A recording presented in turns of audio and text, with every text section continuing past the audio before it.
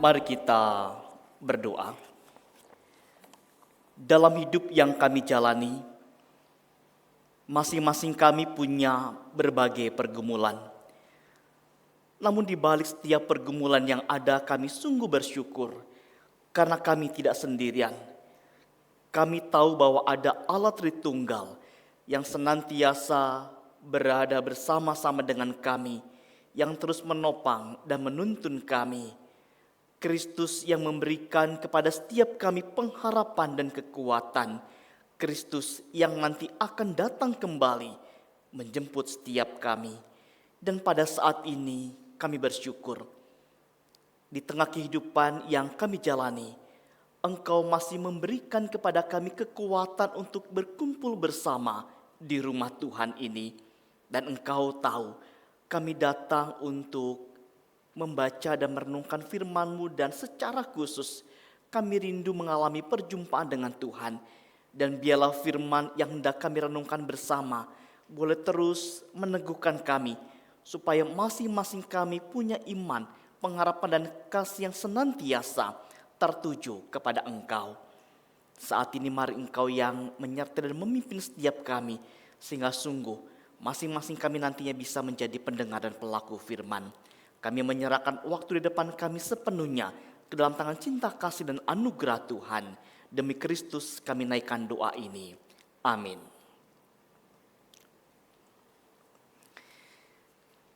Shalom Bapak Ibu Saudara dikasihi oleh Tuhan. Senang sekali bisa berjumpa pada hari ini, dan kita mau bersama-sama merenungkan sebuah teks Alkitab di bawah satu tema, yaitu Yesus Kristus akan datang kembali.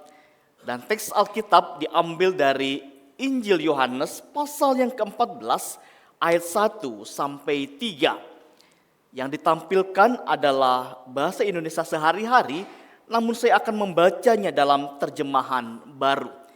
Bapak Ibu Saudara bisa mendengarkan suara saya, bisa juga membandingkan dengan apa yang ada di layar.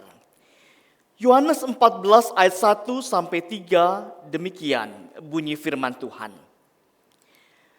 Janganlah gelisah hatimu, percayalah kepada Allah, percayalah juga kepadaku. Di rumah Bapa-Ku banyak tempat tinggal. Jika tidak demikian, tentu aku mengatakannya kepadamu. Sebab aku pergi ke situ untuk menyediakan tempat bagimu. Dan apabila aku telah pergi ke situ dan telah menyediakan tempat bagimu, aku akan datang kembali dan membawa kamu ke tempatku, supaya di tempat di mana aku berada, kamu pun berada. Demikian firman Tuhan dibacakan, berbahagia setiap kita dengan setia membaca firman, merenungkan firman dan juga melakukan firman dalam kehidupan sehari-hari. Saya ingin mengawali khotbah hari ini dengan sebuah pertanyaan buat setiap kita. Bapak Ibu Saudara tentu senang kalau bisa pulang kampung, bukan? Siapa yang sudah lama tidak pulang kampung? Wah, mungkin beberapa bilang kampung halaman saya di Makassar, mau pulang kemana lagi? Tapi buat penginjil Labas pasti rindu untuk segera bisa pulang ke kampung halaman. Bapak Ibu Saudara, kalau bicara soal pulang kampung, tentu kita tahu biasanya musim lebaran di Pulau Jawa itu begitu ramai. Bapak Ibu Saudara, biasanya orang ngapain? Berebut untuk bisa mudik. Semua transportasi biasanya begitu ramai diserbu orang. Entah itu naik bis, pesawat atau moda transportasi lainnya. Semua ingin segera berlomba-lomba pulang. Bapak Ibu Saudara, tidak hanya di Indonesia tentunya, tapi juga kalau kita mencermati, bukankah fenomena mudik pun ada di China? Ya, kalau lihat berita beberapa bulan lalu, puncaknya itu begitu ramai sekali, penumpang membludak di bandara juga di stasiun kereta. Semua rindu untuk segera pulang ke rumah dan berjumpa dengan keluarganya. Sesuatu yang wajar, sesuatu yang bisa dipahami dan dimengerti. Semua orang berlomba untuk bisa pulang ke kampung halamannya. Bicara soal pulang kampung, teringat ketika dulu masih kecil, keluarga merantau di kota Bandung. Dan biasa ketika lebaran karena bapak juga libur kerja, pasti akan mengajak kami sekeluarga untuk pulang ke Solo. Dan saya mengalami betapa susahnya cari transportasi walaupun sudah cari jauh-jauh hari. Semua orang berlomba-lomba untuk bisa pulang kampung. Tapi menarik bagaimana ketika 5 tahun lalu, ketika 2020 COVID melanda, banyak brosur yang menyerukan jangan mudik. Mudik nanti bawa virus corona ke kampung halaman. Bapak Ibu Saudara, sebuah peristiwa yang kemudian membuat orang mikir-mikir untuk pulang kampung.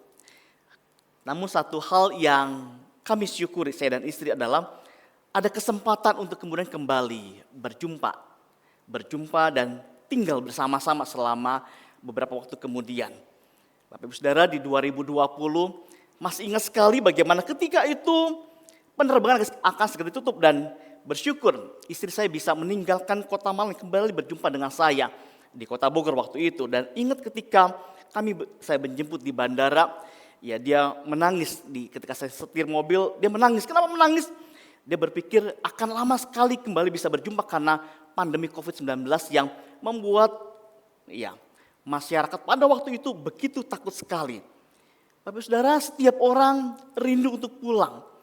Nah, saya ingin sekali bagaimana istri saya pun rindu untuk berjumpa dengan saya suaminya. Dan saya pun ketika berjumpa ada sebuah sukacita. Bapak Saudara, kami itu punya kebiasaan kalau pergi jauhan itu kami pasti akan pelukan. Gak peduli di muka umum juga pasti kami berpelukan, menyatakan kasih kami satu dengan yang lainnya. Dan ketika berjumpa ada sebuah sukacita ketika saya bisa berjumpa dengan istri saya. Bapak Saudara, dalam kehidupan rohani kita, apakah setiap kita juga punya kerinduan untuk berjumpa dengan Tuhan, pulang ke rumah Bapa di surga? Saya perlu tegaskan, khotbah hari ini bukan khotbah kematian, tapi khotbah tentang pengharapan kepada Kristus. Bapak Ibu Saudara, Kristus adalah pencipta dan pemilik hidup kita. Dan apakah setiap kita rindu untuk kemudian mengalami perjumpaan bersama dengan Kristus, muka dengan muka? Menarik, sebuah lagu him berkata seperti ini, dunia yang fana ini bukanlah rumahku. Kekristenan menunjukkan bahwa setidaknya ada dua cara ketika masing-masing kita yang percaya mengalami perjumpaan langsung dengan Tuhan. Yaitu ketika masing-masing kita harus mengalami kematian secara jasmani atau ketika Kristus datang yang kedua kalinya menjemput setiap kita tatkala kita masih hidup di dunia ini. Bapak Saudara, hari ini kita mau bersama-sama memikirkan teks Alkitab dari Yohanes 14 yang menjadi landasan untuk kita melihat kalimat di dalam pengakuan iman rasuli. Khotbah hari ini masih merupakan seri dari pengakuan iman rasuli di mana dalam pengakuan iman rasuli ada kalimat dan dari sana, dari sorga Kristus akan datang. Dari surga Yesus akan datang kembali. Dikatakan untuk menghakimi orang hidup dan yang mati. Bapak Ibu Saudara, tujuan Kristus yang pertama ketika datang jelas. Untuk menebus setiap kita, untuk menyelamatkan manusia. Kristus datang dalam wujud bayi yang kecil, yang lemah. Dan kemudian dia harus mengalami kematian di kayu salib. Kematian yang terkutuk ketika dia harus disalibkan. Namun tujuan yang kedua ketika dia datang, jelas Alkitab menunjukkan dia datang untuk menghakimi dan menghukum manusia. Kristus datang dengan penuh kuasa dan kemuliaan dan kedatangannya akan terjadi segera. Bapak Ibu Saudara, mari kita cermati terlebih dahulu teks Alkitab hari ini. Kalau kita mencoba mencermati Yohanes 14 ayat 1 sampai 3, ini merupakan untayan nasihat dari Yesus kepada murid-muridnya. Kalau membaca Yohanes 13 sampai 17, ada banyak pesan yang Yesus sampaikan kepada para muridnya. Dan kalau kita membaca pasal 13 ayat 36 sampai 38, di sini Yesus bicara dengan Petrus, di mana Petrus nantinya akan menyangkal Yesus. Dan ayat berikutnya, Yohanes 14 ayat 4 sampai 14 ini, ada diskusi atau percakapan dengan Thomas dan Filipus. Di mana di sini mereka bertanya kepada Yesus, tunjukkan jalan, tunjukkan Bapa. Menarik bagaimana kalau kita mencermati Yohanes 13 Yohanes 13 sampai 17. Ditunjukkan bagaimana di sini Yesus mengatakan kepada para murid bahwa dia akan segera meninggalkan dengan cara mati di salib dan kemudian nantinya akan bangkit dan naik ke surga. Namun sebelum dia nanti akan ditangkap, Yesus menghibur mereka dengan berkata bahwa dia tidak akan sungguh-sungguh meninggalkan mereka karena nantinya akan ada Roh Kudus yang menaungi mereka. Dan Yesus mengatakan ada kepastian bahwa dia nantinya menjanjikan kedatangan. Bapak Ibu Saudara, dia menghibur para murid bahwa nanti dia akan kembali datang. Tidak itu saja, Alkitab pun menunjukkan bahwa ada hak istimewa dan juga kekuatan doa. Serta tadi saya katakan, ada keadaan Roh Kudus yang mendiami dan menuntun mereka, dan Yesus pun berkata, akan ada kedamaian karena ada kemenangan yang final, yang sudah selesai yang Yesus berikan kepada para murid. Menarik bagaimana ketika Yesus di dalam pasal 14 ayat yang kedua berkata seperti ini. Di rumah Bapakku banyak tempat tinggal. Yesus menyebut surga sebagai rumah Bapakku. Sebelumnya dia menyebut surga sebagai tempat di mana Allah berkuasa dalam Matius. Dan ketika dia mati di atas kayu salib, dia menyebut surga sebagai Firdaus yang berarti Eden, tempat penuh kebahagiaan. Bapak Saudara, kalau kita mencoba kembali meneliti Yohanes 14 ayat 1 sampai 3, berulang-ulang muncul kata tempat dan kata pergi ke situ. Ini menjadi sebuah pengingat buat kita bahwa memang ada sebuah tempat yang Tuhan berikan, yang Tuhan sediakan buat orang-orang yang percaya kepada Dia. Hari ini kita mau bersama-sama belajar. Kita akan belajar dua hal mendasar dari perkataan Yesus yang semestinya terus kita ingat dan juga kita perhatikan sebagai umat Allah. Yang pertama ini, Yesus telah naik ke surga. Alkitab mengatakan Yesus telah naik ke surga. Bapak Ibu Saudara, di bagian awal dikatakan bagaimana jangan gelisah hatimu, jangan takut, jangan gentar. Percaya kepada Allah, percaya kepadaku, kepada Kristus. Kalimat yang mencoba untuk menenangkan para murid. Dan tentu juga mengingatkan kita betapa kita semestinya pun menaruh kepercayaan kita kepada Tuhan. Tapi di bagian berikutnya mulai muncul kata di rumah Bapakku. Bapak Ibu Saudara, jelas sekali istilah rumah Bapa menunjuk kepada surga. Dan ketika Yesus mengatakan di surga ada banyak tempat tinggal, yang Yesus maksud bukan mau menunjukkan ada perbedaan tingkat kemuliaan. Misalnya hamba Tuhan dapat rumah tipe 45. Diaken atau pengurus gereja, pengurus share atau kapten dapat rumah tipe 36. Lalu kita sebagai jemaat dapat tipe rumah 21. Bukan seperti itu maksudnya. Ketika Yesus mengatakan di rumah Bapakku, dikatakan banyak tempat tinggal, mau menunjukkan bahwa ada cukup tempat bagi orang-orang yang percaya kepada Tuhan. Ini ketika Yesus mengatakan aku menyediakan tempat bagimu, ini mau menjelaskan bahwa Yesus ada di surga dan dia siap untuk menyambut setiap orang percaya. Yesus yang kini bertata di surga dan siap untuk menyambut kita, dia pun tentunya siap untuk kemudian memeluk setiap kita. Bapak Ibu Saudara, ketika memikirkan Yohanes 14 ayat 1 sampai 3 ini, pernahkah Bapak Ibu Saudara membayangkan ketemu sama Tuhan, dipeluk sama Tuhan, disayang sama Tuhan? Bapak Ibu Saudara, bukankah ini semestinya menjadi pengharapan bagi kita? Membawa sukacita karena ada Tuhan yang menganugerahkan kehidupan kekal bagi setiap kita.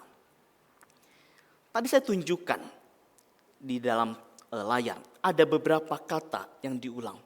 Ada kata tempat yang diulang sebanyak 5 kali.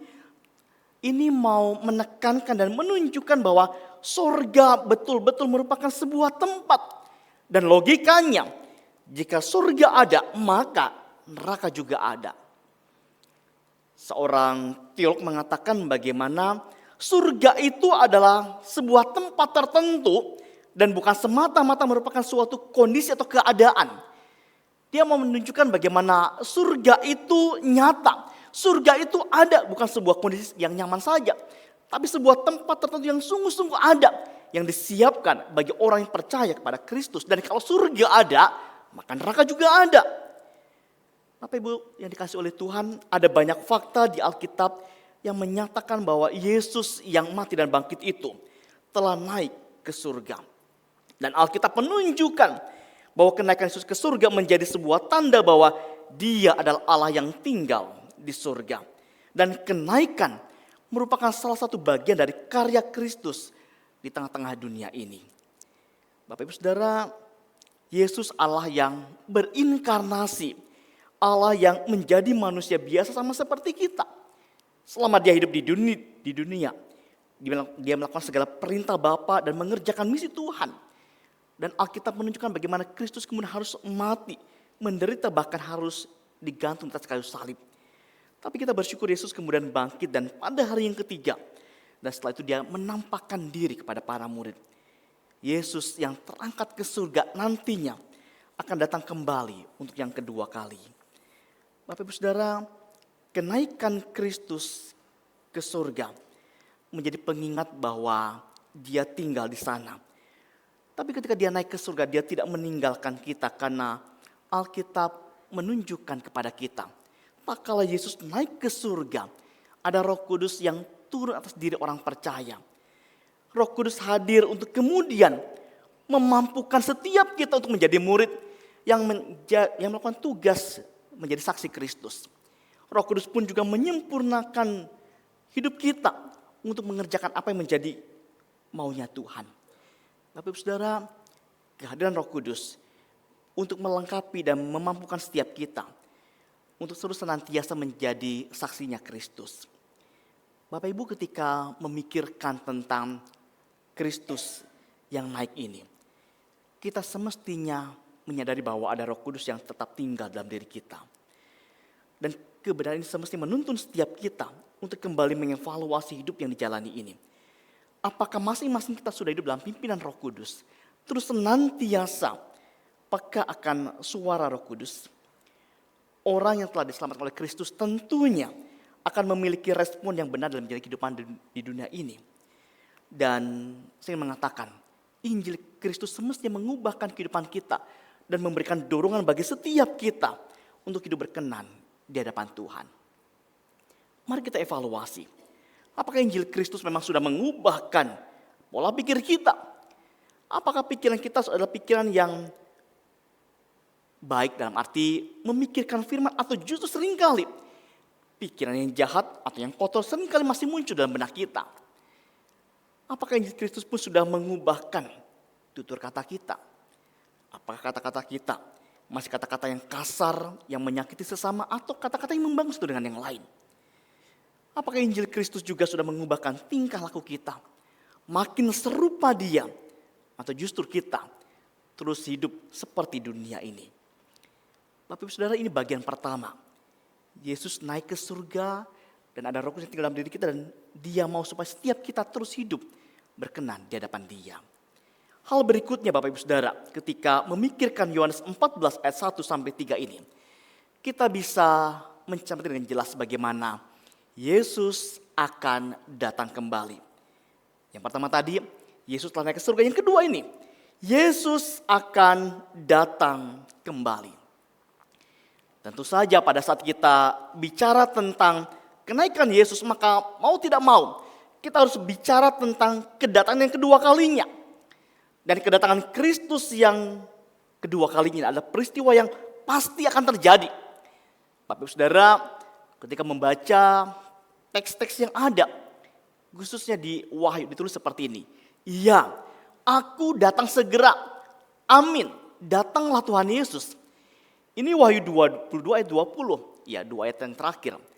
Dan tidak hanya di dalam bagian terakhirnya ini, tapi kemudian juga di ayat-ayat sebelumnya ditulis seperti ini. Sesungguhnya aku datang segera. Berbahagialah orang yang menuruti perkataan-perkataan nubuat kitab ini. Aku, yaitu Kristus, adalah Alfa dan Omega, yang pertama dan yang terkemudian, yang awal dan yang akhir.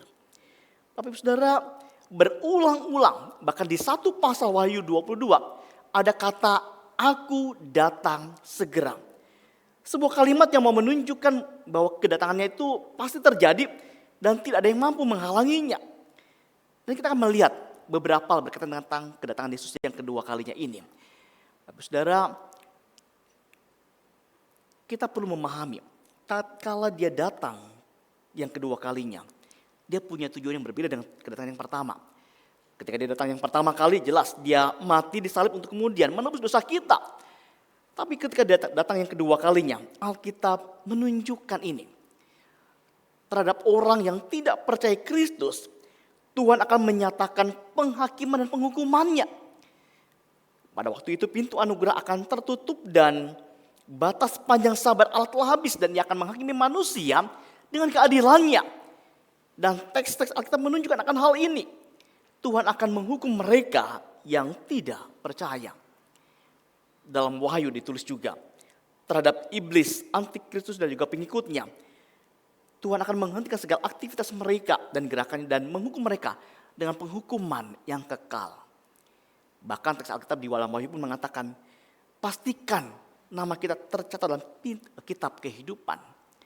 Dan terhadap orang-orang yang percaya, Yesus menyambut dan menempatkannya dalam tempat yang penuh dengan kebahagiaan yang kekal. Dan Alkitab mengatakan memberikan mahkota bagi yang setia. Ini tujuan yang berbeda dengan tujuan ketika datang yang pertama kali. Dan setiap kita semesti ingat akan hal ini. Dia datang untuk menyambut dan juga memeluk setiap kita yang percaya kepada dia. Ini tentang tujuannya. Lalu Alkitab pun menunjukkan tentang cara kedatangan dia yang kedua kalinya. Bapak Ibu Saudara, kedatangan Kristus yang kedua bukan kedatangan secara rohani yang gak bisa dilihat oleh mata, tapi sungguh-sungguh nyata, sungguh-sungguh konkret. Dan Alkitab menunjukkan bahwa sifatnya itu adalah bersifat pribadi. Dalam Ibrani 9:28 dikatakan seperti ini. Kristus hanya satu kali saja mengorbankan dirinya untuk menanggung dosa banyak orang. Sesudah itu dia akan menyatakan dirinya sekali lagi tanpa menanggung dosa untuk menganugerahkan keselamatan kepada mereka yang menantikan dia. Secara pribadi dia akan datang kembali. Bapak Ibu Saudara, datang kembali secara pribadi kepada setiap kita anak-anaknya. Datang dengan kemuliaannya untuk menyatakan kemenangan atas kuasa maut. Tidak hanya bersifat pribadi, tapi Alkitab juga mengatakan bahwa dia akan kelihatan. Dan memang ada tubuh fisiknya. Beberapa teks mengatakan pada waktu itu orang akan melihat anak manusia yaitu Kristus datang dalam awan dengan segala kekuasaan dan kemuliaannya. Dalam Kisah Para Rasul dikatakan, Yesus yang terangkat ke surga meninggalkan kamu akan datang kembali dengan cara yang sama seperti kamu melihat dia naik ke surga. Bahkan Alkitab menunjukkan bahwa ketika dia datang, dunia akan hancur. Dan ini berkaitan dengan saat dia datang. Bapak Ibu Saudara, ketika dia datang memang tidak ada seorang pun yang mengetahuinya. Kedatangan itu adalah sebuah rahasia, tapi setiap kita hanya ditunjukkan bahwa dia akan segera datang. Kalau saatnya telah tiba, Yesus datang dengan segera. Matius 24 ayat 36 sampai 44 menyatakan hal ini. Bahkan teks lainnya pun menulis seperti ini. Hari Tuhan akan tiba seperti pencuri. Pada hari itu, langit akan lenyap dengan gemuruh yang dahsyat dan unsur-unsur dunia akan hangus dalam nyala api. Dan bumi dan segala yang ada di atasnya akan hilang lenyap. Jadi, jika segala sesuatu ini akan hancur secara demikian, betapa suci dan salehnya kamu harus hidup. Alkitab mendorong setiap kita untuk kemudian hidup dalam kesucian dan kesalehan. Karena kita tahu bahwa Kristus akan datang yang kedua kalinya. Bahkan kalau kita membaca dalam khotbah akhir zaman, Yesus mengatakan bahwa tanda-tanda kedatangannya itu sudah akan terlihat dan nyata terlihat. Adanya penyesatan, terjadinya peperangan, ada kelaparan dan juga gempa bumi, penganiayaan orang Kristen, munculnya nabi-nabi palsu dan kasih kebanyakan orang yang menjadi dingin. Tapi saudara, Yesus sudah menunjukkan hal ini. bahwa kita tinggal di masa-masa di mana Tuhan akan segera datang, entah kapan, tapi Dia akan segera datang. Lalu ketika kita tahu Kristus akan datang, bagaimana respon kita? Bapak Ibu Saudara, orang yang percaya semestinya tentu saja menantikan dengan penuh kesabaran, selalu menaruh iman, pengharapan dan kasih kepada Kristus. Dan Alkitab pun mengatakan, kita harus selalu berjaga-jaga, siap sedia dan juga hidup dalam kesucian. Bapak Ibu Saudara, setiap kita mesti ingat bahwa Kristus akan datang dan kita harus bersiap menyambut Dia. Seorang teolog menulis seperti ini. Ketika Kristus nanti datang kembali, segala sesuatunya akan berbeda. Dia akan datang dalam kemuliaan. Alkitab menulis, mereka akan melihat anak manusia itu datang di atas awan-awan di langit dengan segala kekuasaan kemuliaannya. Bahkan Paulus pun menulis, sebab pada waktu tanda diberi, yaitu pada waktu penghulu malaikat berseru dan sangkakala berbunyi, maka Tuhan sendiri akan turun dari surga. Kristus akan datang kembali untuk dimuliakan di antara orang-orang kudusnya, dan kita yang adalah umatnya akan tampil bersama-sama dengannya dalam kemuliaan ketika Ia kembali. Kristus akan kembali sebagai pemenang yang mulia, hakim seluruh umat manusia, menembus seluruh ciptaan, raja segala raja dan Tuhan di atas segala Tuhan. Bapak Ibu dikasihi oleh Tuhan, kita tinggal di dunia.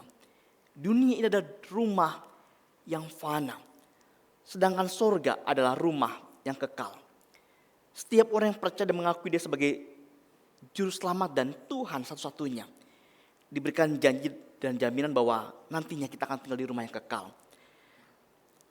Dalam istilah teologi saat ini, kita akan tinggal di langit dan bumi yang baru.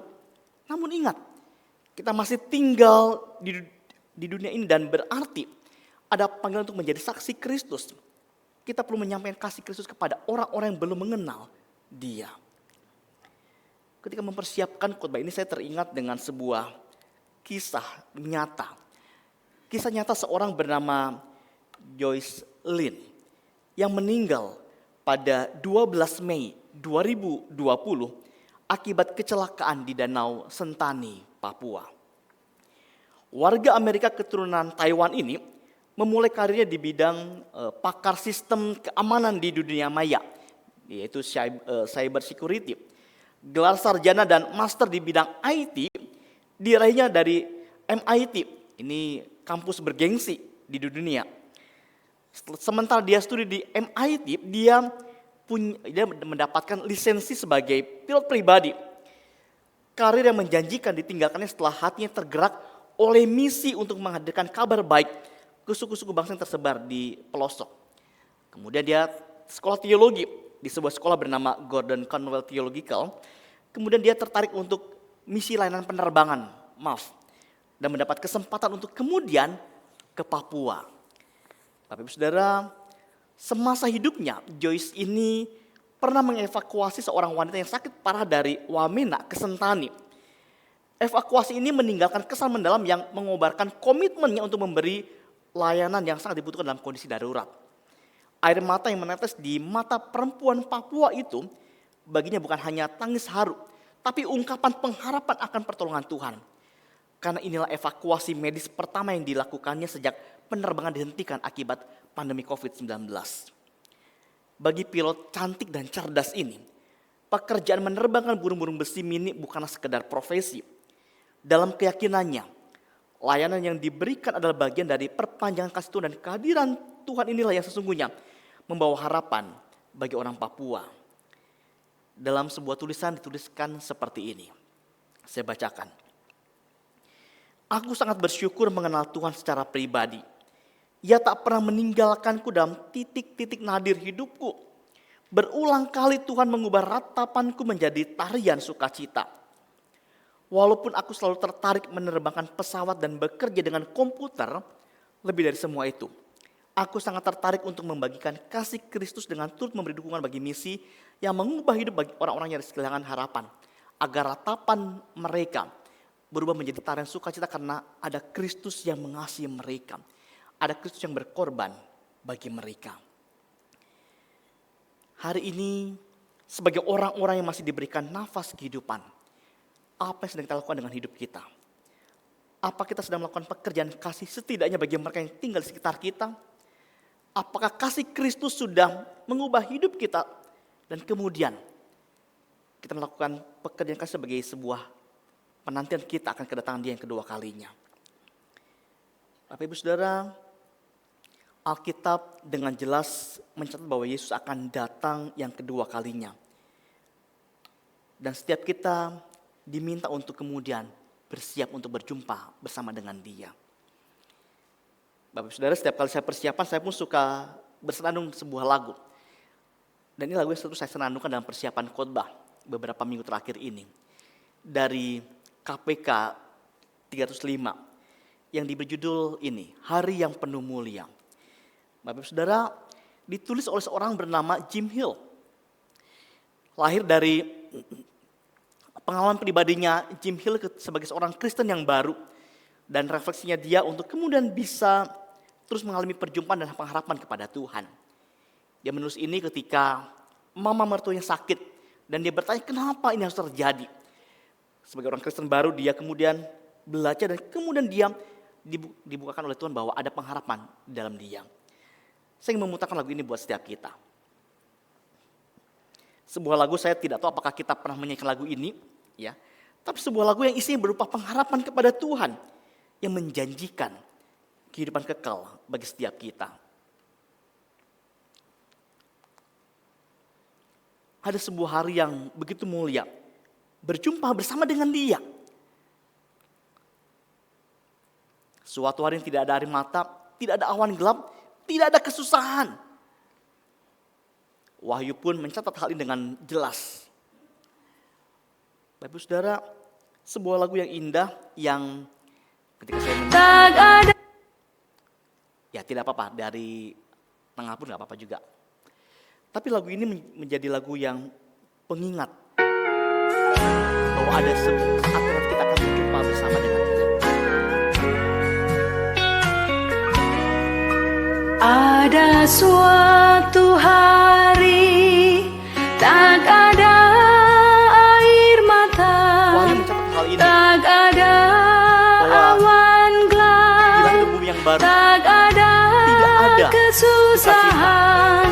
yang ada Bersama sukacita. Dia di sorga, di tepi pantai emas. Saatnya hari yang penuh mulia. Saat jumpa Tuhan, Pernahkah kita membayangkan menatap wajahnya Tuhan? penuh Atau mulia. mungkin saat ini kita pernah bertanya, Bukan seperti apa sih wajahnya Tuhan?